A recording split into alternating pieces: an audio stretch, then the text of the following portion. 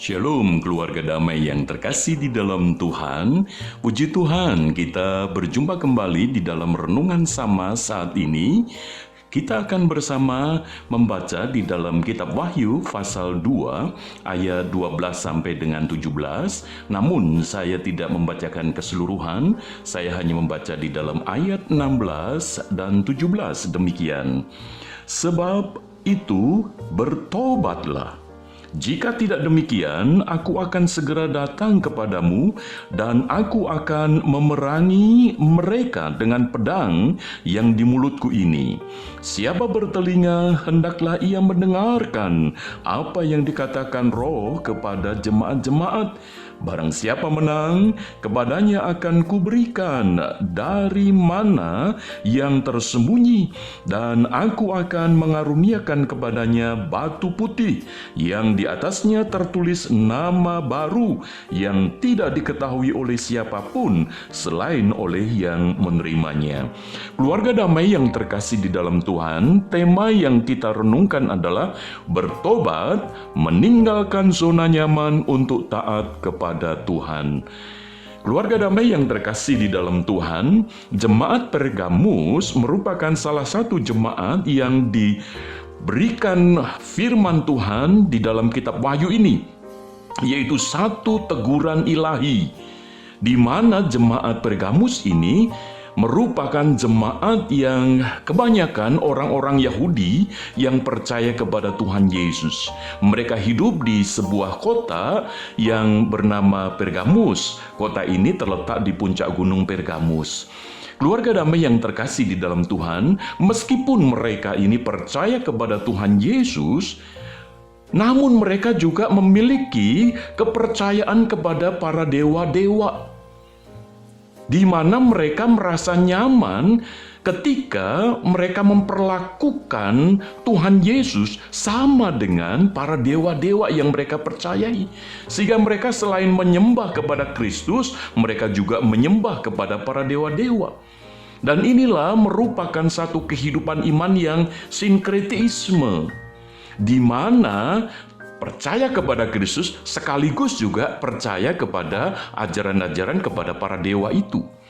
Sebab mereka merasa bahwa ketika Tuhan Yesus menjadi Tuhan atas mereka, itu tidak cukup.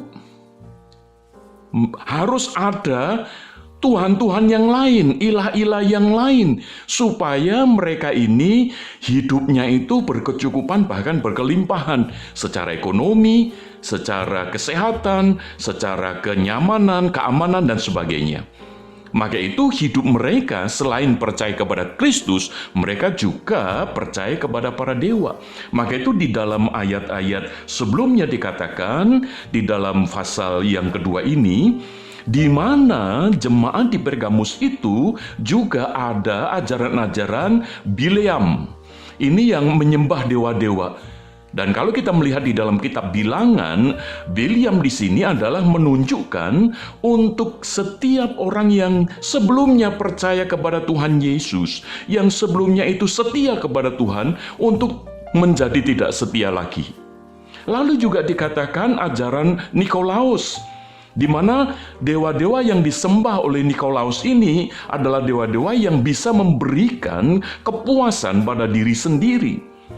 Maka disitulah jemaat merasa nyaman untuk tetap memegang ajaran Bileam sekaligus Nikolaus. Maka itu Tuhan Yesus menyerukan kepada jemaat Pergamus, bertobatlah. Memang hidup mereka itu nyaman.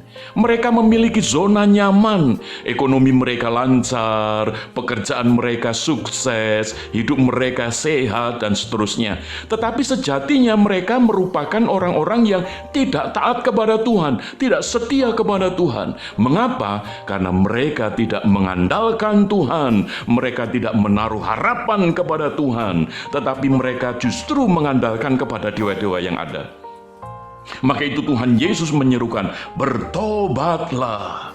Jika tidak demikian, aku akan segera datang kepadamu dan aku akan memerangi mereka dengan pedang yang keluar dari mulutku ini.